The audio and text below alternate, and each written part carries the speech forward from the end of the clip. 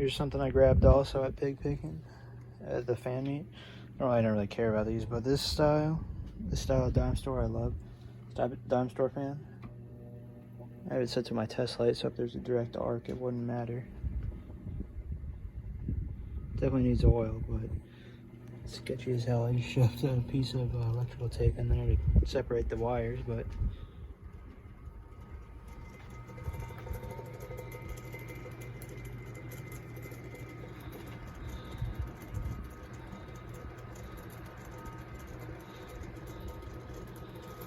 only needs to be taken apart.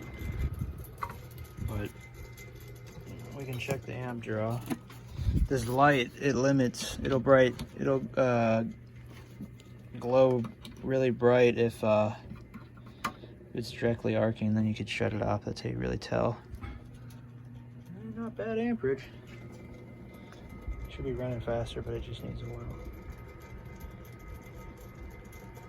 See the watts. 40 watts, huh? Sounds like crap, but at least I know it works, so I don't have to worry about it. Because I'd have to replace the head wire before I can even run it. At that point, it's not worth it. So, thanks for watching. I hope you enjoyed.